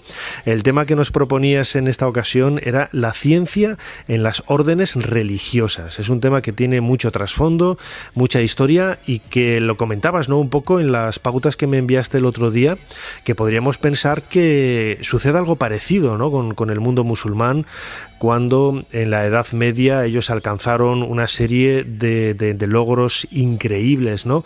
Y claro, toda esta investigación, todo este desarrollo de la ciencia en realidad va más allá, ¿no?, del ámbito propiamente religioso. Sí, ya sabes que siempre está este enfrentamiento un tanto forzado, diría yo, ¿no?, entre lo que es la ciencia y la religión. Pero, o sea, la verdad es que la ciencia y la religión, yo creo que han ido siempre muy de la mano, aunque parezca lo contrario, ¿no? Y tiene una gran importancia al desarrollo científico, pues todas estas órdenes religiosas, de la religión católica, como pueden ser las órdenes franciscanas, los agustinos, los dominicos, que si no indagamos un poco da la sensación, pues eso, de todo lo contrario, ¿no? Pero quizás estas órdenes religiosas cogen el testigo, ¿no?, de lo que es la ciencia del Islam, y son las que transmiten precisamente toda esa ciencia al resto de Europa. Hay además un personaje clave, ¿no?, que por lo menos según lo veo yo, ¿no?, que es Alfonso X el Sabio, ¿no?, que es creo yo, el que coge precisamente este testigo científico del Islam y lo lleva pues eso, a todo lo que es el resto de Europa. Uh-huh. Además el otro día, no sé si estarás de acuerdo conmigo, estaba viendo un documental en televisión, creo que estaba titulado el legado científico del Islam, ¿no?, hablando de la Edad Media, y claro, cuando lees todos esos científicos, en realidad ellos no están haciendo apología de la religión ni nada en absoluto, ¿no? No me gusta que en el presente se esté utilizando ese término de la ciencia de la religión musulmana en la Edad Media o algo parecido, al igual que nosotros no decimos que Armstrong era cristiano, ¿no?, cuando llegó a la Luna. Es que me parece que es absurdo, no tenemos por qué sacar bandera de la religión en ese sentido. No, yo creo que tampoco tiene nada que ver. Lo que pasa es que, bueno, quizás haya demasiado intereses creados, ¿no?, para generar esta controversia o este conflicto, pero lo que te decía, ¿no?, si uno indaga un poquito se da cuenta de la gran importancia que tiene tanto el Islam como estas órdenes religiosas cristianas para esa transferencia científica que ha habido a lo largo de la historia, ¿no? Antes te comentaba lo del tema de Alfonso X el Sabio, pero nos podemos ir o remontar pues años antes, ¿no? Ahí en el año 880, en el monasterio de Santa María de Ripoll, pues ahí encontramos evidencias de que se estaba haciendo ese tránsito de la numeración decimal hindú a Europa, o por ejemplo este monasterio era famoso por los astrolabios que tenía y la implicación en el conocimiento astronómico. Quiero decir con ello que ese conflicto yo creo que no ha existido nunca, pero bueno, en fin, es lo que tenemos ahora, ¿no?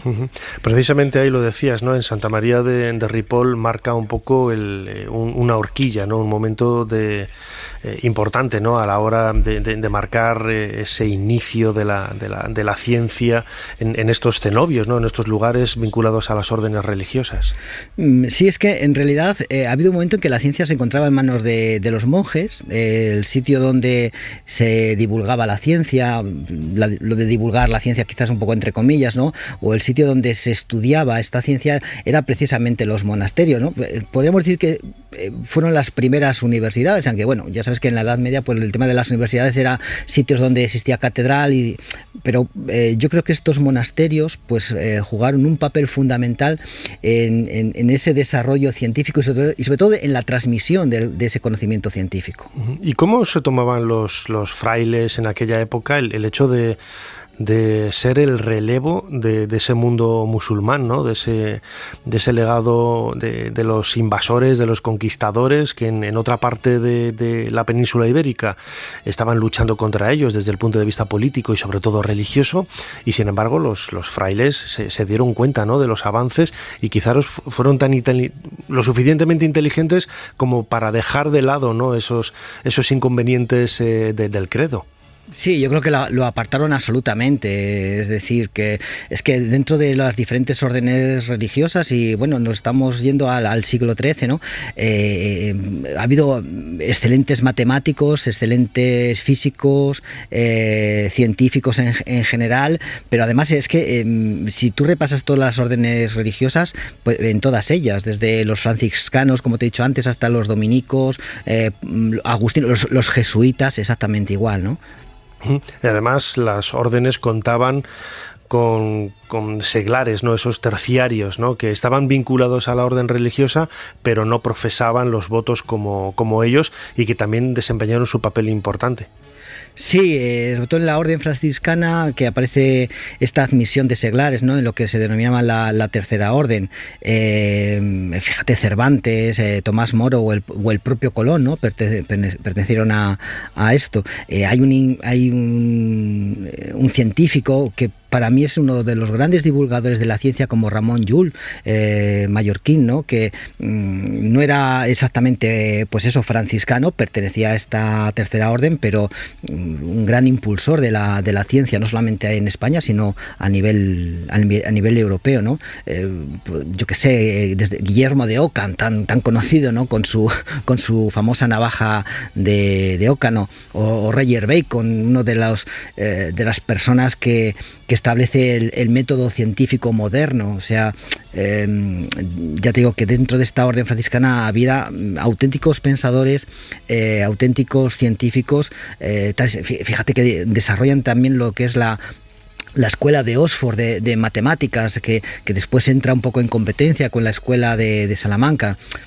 En fin, que realmente esta orden contaba con no solamente pensadores teológicos, sino que además contaba pues eso con unos científicos, pero de primer orden. Ya para ir acabando, José Francisco Sanz Requena, nuestro astrofísico y divulgador preferido aquí en Ser Historia de todo aquello relacionado con la ciencia, hablando precisamente de ciencia y las órdenes religiosas, quizás el mayor valor que tenían las órdenes eran las bibliotecas, que es donde estaba todo ese conocimiento incluso de autores clásicos que ellos se empeñaron en copiar. Cuando nosotros seguimos leyendo a Aristóteles, a Platón en la actualidad, no es porque en algunos casos sí hayamos heredado los textos originales, ¿no?, desde la antigüedad, sino que hemos heredado copias que se realizaban en la Edad Media en estos monasterios. Las bibliotecas eran básicas para este conocimiento científico.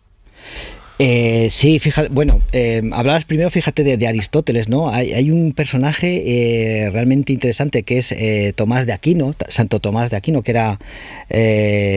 era dominico, ¿no?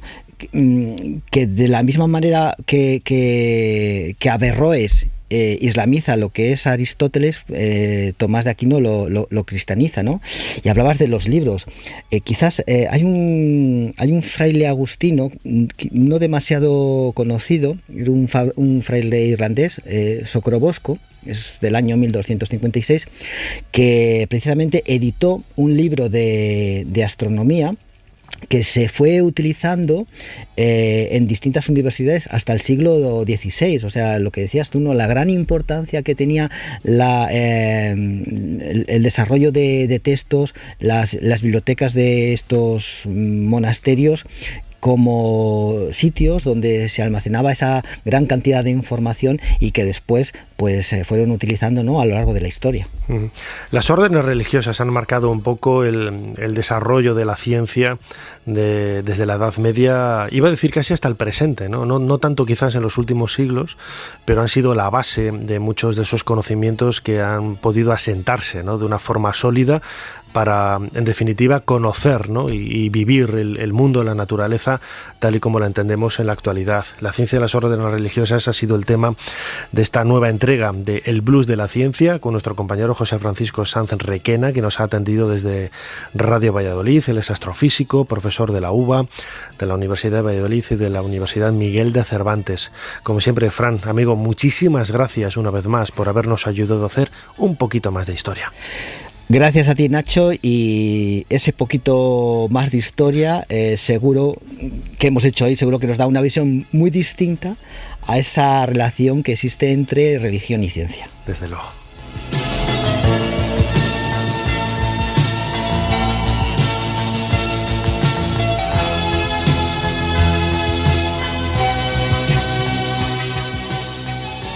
Amelia, ¿has visto ese? El del avión verde. Creo que me acabo de enamorar. Me parece muy bien. Así mientras os besáis yo le podré robar el avión. ¿Montarte en una de esas cosas? Tú estás chiflada. ¿No te gustaría volar como un pájaro? Flotar sobre la nada, moverse en 3 dimensiones, tiene que ser muy emocionante. Ser Historia con Nacho Ares. Todo lo que quisiste saber de la historia, la madrugada del sábado al domingo, en la cadena SER. Cuando Colón llegó al Nuevo Mundo en 1492, encontró una tierra de inesperada riqueza. Los españoles, autorizados por la Iglesia Católica, se apoderaron con cierta frecuencia de los tesoros de los incas y de los aztecas. Los fundían transformándolos en doblones y piastras que llegaron a conocerse como monedas de a 8. La riqueza que se acababa de acuñar era cargada en galeones y embarcada hacia España. Otras naciones europeas, envidiosas de esta nueva riqueza, pero tratando de evitar una guerra, alquilaron aventureros para robar el oro español. Estos piratas, con patente de corso, fueron conocidos como corsarios.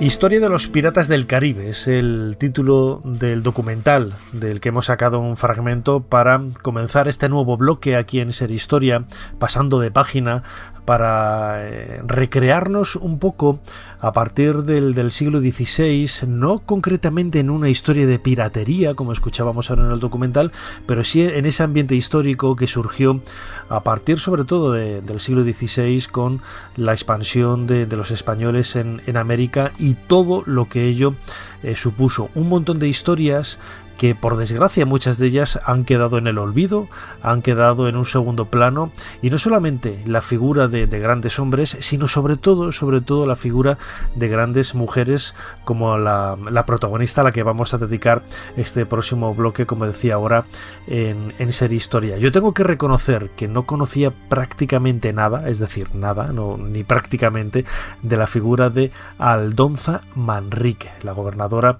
de la Isla de las Perlas, que es la referencia que tenemos de Isla Margarita en el Caribe venezolano. Una mujer que a lo largo prácticamente de todo el siglo XVI fue protagonista de una serie de vicisitudes y sobre todo pionera en muchos aspectos históricos que han quedado a la sombra, y que es la historia que recoge el libro que tenemos sobre la mesa, cuyo autor, Daniel Arberas, ya nos atiende. Daniel, bienvenido a Ser Historia. Muchas gracias, Nacho. ¿Qué tal? Muchas gracias. Daniel Arberas es periodista, es escritor y acaba de publicar con SND Editores De mucho más honor merecedora, doña Aldonza Manrique, la gobernadora de la Isla de las Perlas. Daniel, lo decía yo ahora, es quizá una de las mujeres más desconocidas de la historia de América y, como tú dices en el título, de mucho más honor merecedora y sobrándole todo aptitudes, trabajo y una historia que la tendría que poner con letras de oro en los libros de historia, y por desgracia no es así, es muy poco conocida. Efectivamente, Nacho, esa es la principal clave, ¿no?, que me animó a sumergirme en la historia de esta mujer y de aquella época, ¿no?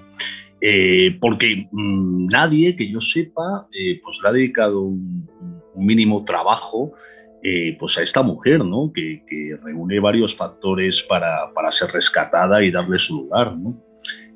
Como decías, ella fue gobernadora de la Isla Margarita, pero además lo fue en una época muy temprana, y cuando era tan solo una niña, ¿no?, por avatares del destino y por la herencia de su padre, pues a los 7 años, en 1527, estamos hablando todavía de una época, las primeras décadas del siglo XVI, de expansión y de exploración en América, pues el emperador Carlos le reconoce su derecho legítimo a heredar la Isla Margarita, ¿no?, como gobernadora.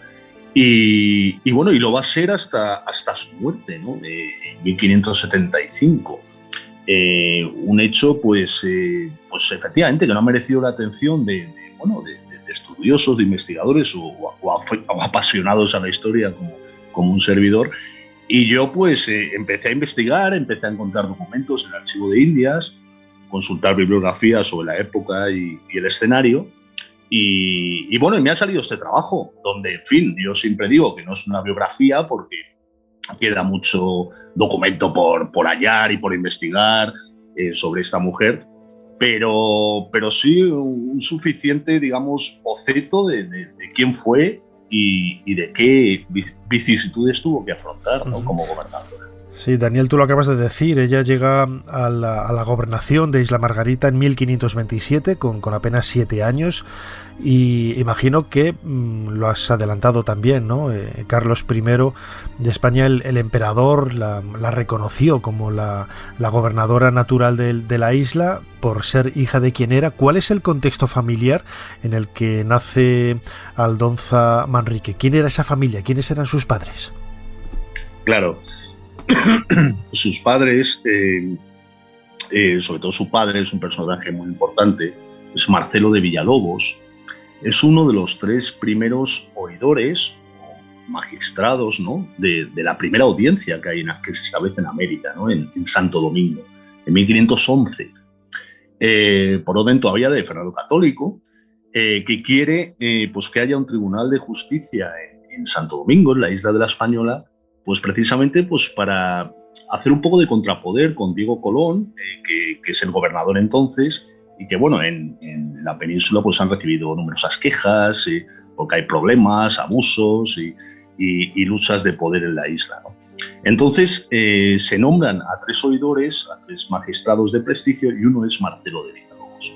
Marcelo de Villalobos llega a Santo Domingo con su esposa, doña Isabel de Manrique, y se instalan en la isla, ¿no? Entonces, claro, él trata de ejercer sus funciones, que no lo va a tener fácil, pero también se fija pues bueno, en diferentes empresas de exploración, patrocinan armadas, estos 3 oidores, porque es una época, por lo que he dicho antes, de expansión y de negocio, ¿no? en esa zona que se está descubriendo y explorando.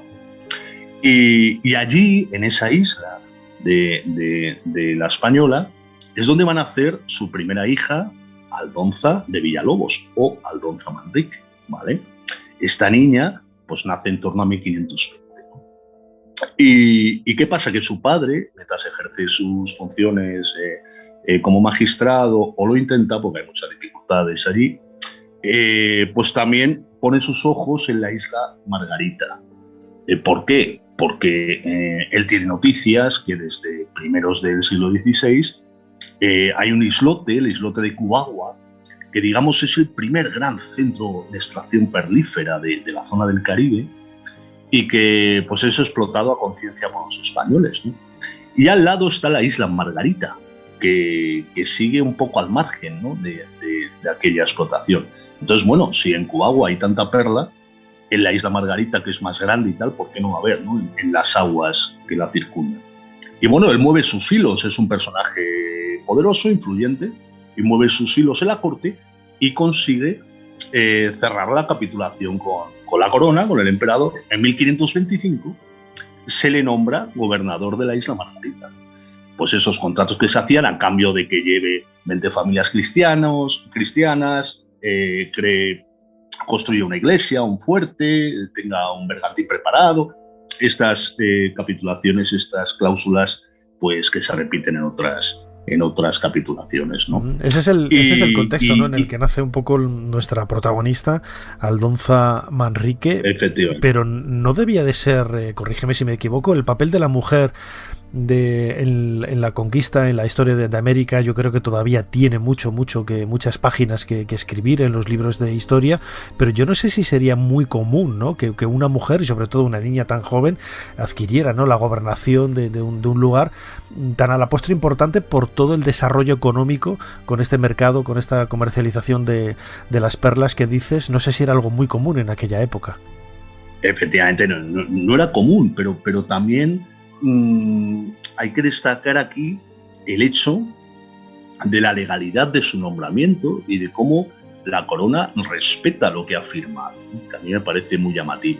Porque claro, el padre, que es el gobernador Marcelo de Villalobos, en 1525 él empieza los preparativos para explorar y poblar esa isla, ¿no?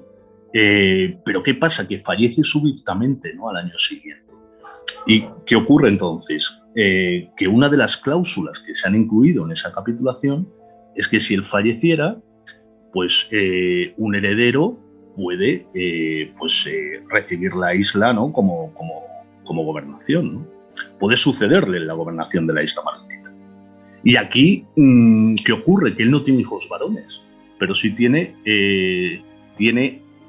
2 hijas, y Aldonza es la mayor. Y aquí entra su madre, la madre de Aldonza, la viuda del oidor, doña Isabel Manrique, que hace valer ese derecho que le corresponde a su hija ante la corte, ¿no? O sea, se da la doble circunstancia, como la corona ha firmado unas condiciones y, pese a ser una niña su heredera, bueno, la respeta porque su madre, la viuda del oidor, así lo reclama, ¿no? Entonces es muy curioso porque no es habitual, pero también, bueno, nos dice que a veces las cosas no son como parecen o como nos han contado, y hay excepciones y hay casos como este, pues que te hacen meterte en esta historia pues, con los ojos bien abiertos. Claro, desde luego, y además es con la idea de que estuvo casi 50 años, ¿no?, en el gobierno de la isla, e imagino que durante esas 5 décadas sufriría de todo tipo de problemas y obstáculos. Escuchábamos ahora precisamente la razón por la que hemos puesto ese fragmento de un documental de televisión dedicado a los piratas del Caribe, el lugar en donde donde sigue estando esta isla Margarita, en el Caribe venezolano. Es que era un espacio todavía por conquistar, pero también todavía por defender, ¿no?, por la cantidad de piratas que había en aquel momento. Efectivamente, desde muy temprano, ¿no? Y además es que, claro, el nombramiento de Aldonza como gobernadora, además siendo una niña, hace que durante su minoría de edad sea su madre, la viuda del oidor Marcelo de Villalobos, quien ejerza en la práctica la gobernación. Entonces, claro, va a tener muchas dificultades antes de que lleguen los piratas, ¿no? Porque primero los propios vecinos, los pobladores del islote de Cubagua que he mencionado antes, no ven con buenos ojos que una mujer y mucho más una niña sea la gobernadora de la isla Margarita, que es vecina a Cubagua, ¿no? Y que ellos la consideran como suya, ¿no?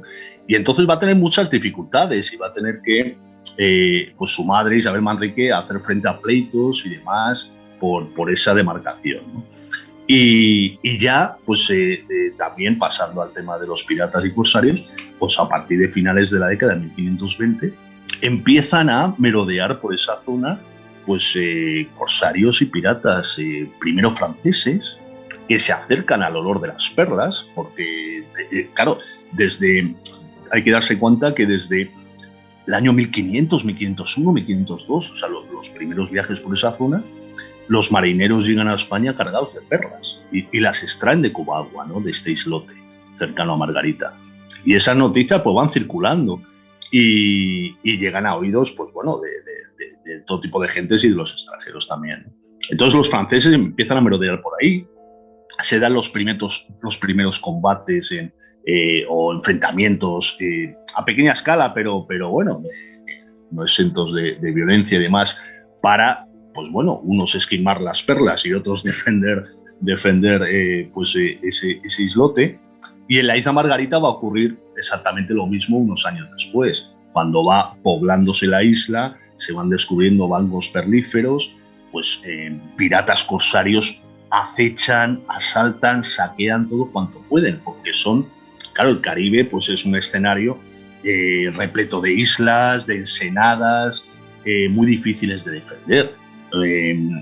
Después cuando a partir de mediados del siglo XVI, 1560, se establecen las flotas de Indias, de galeones y demás, la flota de la Nueva España, la flota de tierra firme, se van fortificando y defendiendo los principales puertos, ¿no? Veracruz, La Habana, Santo Domingo, Cartagena de Indias, pero la isla Margarita y otros enclaves de este tipo siempre tienen escasas defensas, ¿no? Escaso armamento y escasos hombres para enfrentar a estos piratas que merodean por allí como Pedro por su casa, digamos, ¿no?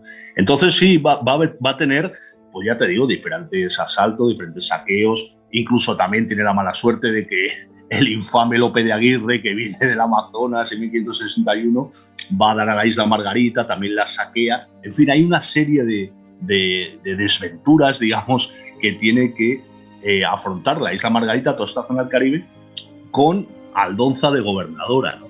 Aunque ella, es cierto, que siempre va a delegar en varones el mando sobre el terreno, ¿no? Ella va a ir nombrando tenientes de gobernador.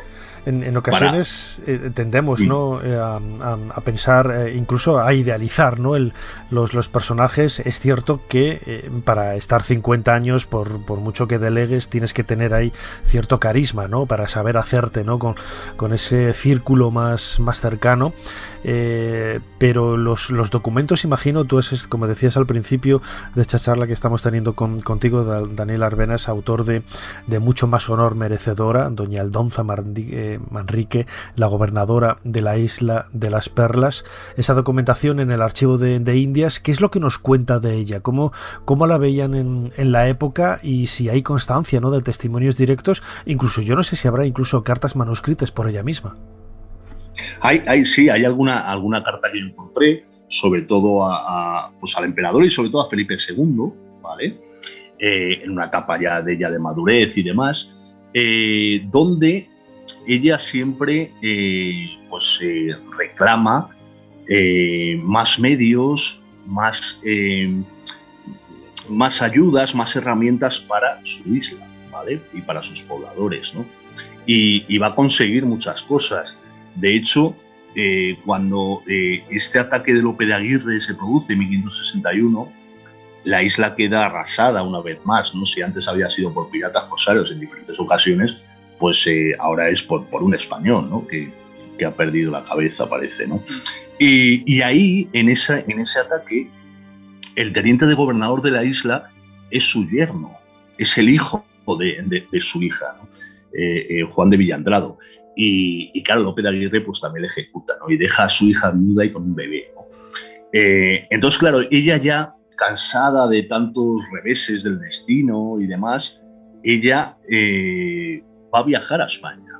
Va a viajar a España pues, en 1565 para hacer más fuerza ante el Consejo de Indias y ante la corte para reclamar pues un refuerzo de armas, de herramientas, de clavos también negros, para sacar esa economía a flote una vez más, ¿no? Entonces ella lo que demuestra en los documentos que yo he consultado es una tenacidad muy importante, que va a conseguir que algo que no estaba previsto en la capitulación firmada por su padre y por la que ella hereda la isla, que esa isla pase a una generación más de su familia. Eso me parece un hecho muy reseñable y es una excepción en toda la América hispana, ¿no?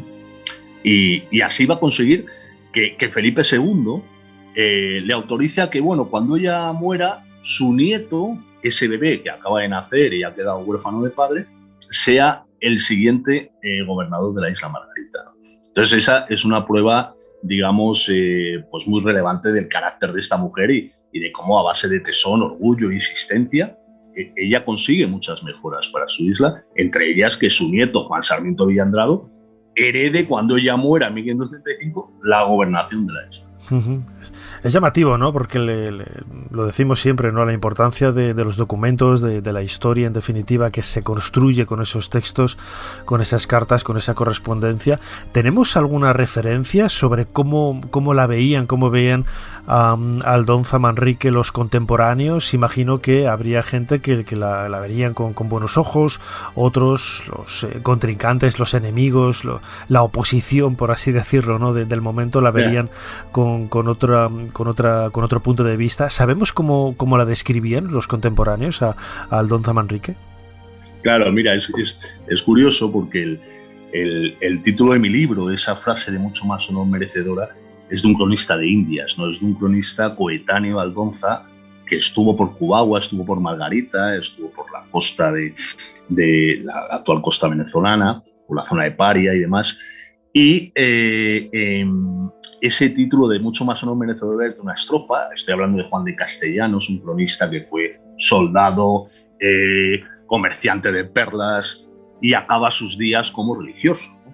Y escribe unas elegías de varones ilustres de Indias que es un monumento, ¿no? En octavas reales, es tremendo, ¿no? Porque es un cronista en verso, ¿no? Tipo Alonso de Ercilla, ¿no? El digno heredero, además de él, ¿no?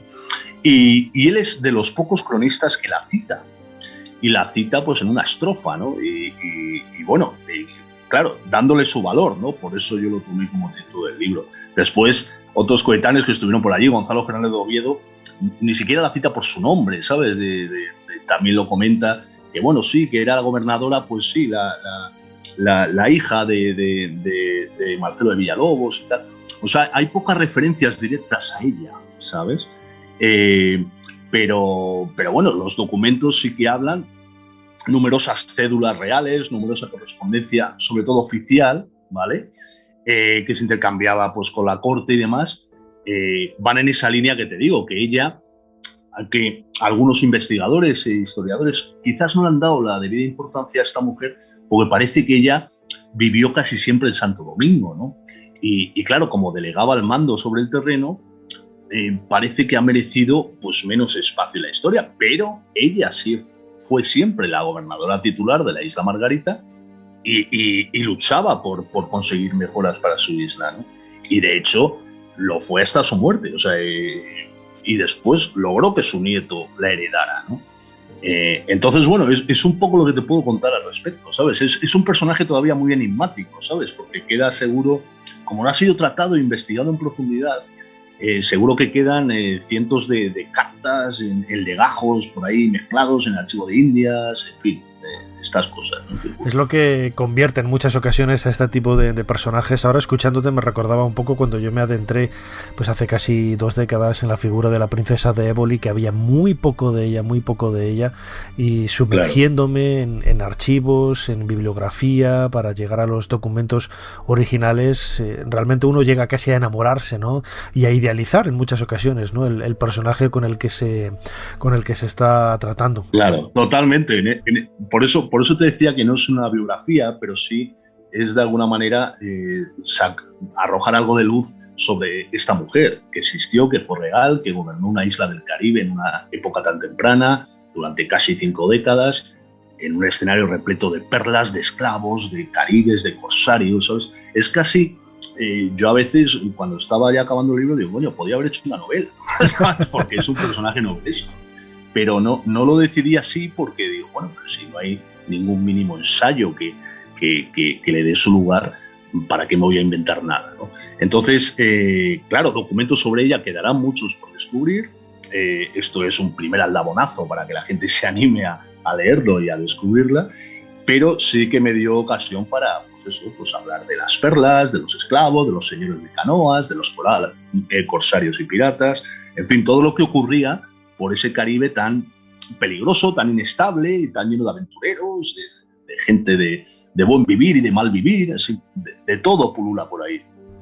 Desde luego es una historia fascinante. El siglo XVI a mí siempre me ha apasionado. No solamente hay algo más a la sombra de las pirámides. Yo como egiptólogo pues tengo siempre ese corazoncito, ¿no? en el siglo XVI. Por eso me llamó mucho la atención, ¿no? El trabajo de nuestro invitado Daniel Arberas, periodista y escritor y autor de este libro publicado por SND Editores.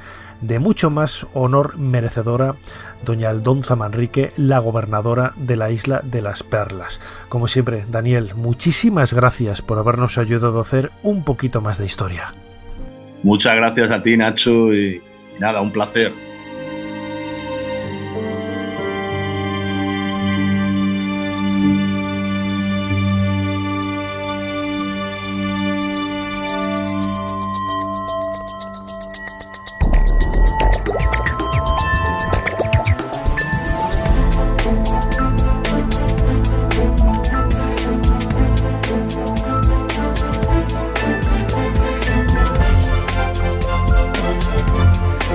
Estoy convencido de que muchos de ustedes, muchos de vosotros no conocíais la figura de Aldonza Manrique. Ya habéis redescubierto todo un personaje de la historia del siglo XVI.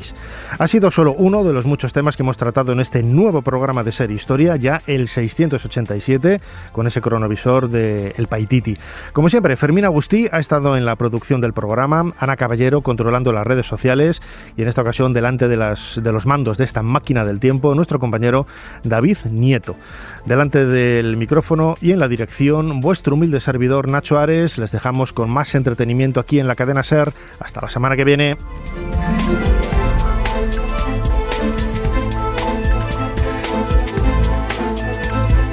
Suscríbete a Ser Historia. Todos los episodios y contenidos adicionales en la app de Cadena SER y en nuestros canales de Apple Podcast, Spotify, iVoox, Google Podcast y YouTube. Escúchanos en directo en la SER los domingos a la 1:30 de la madrugada. Cadena SER. La radio.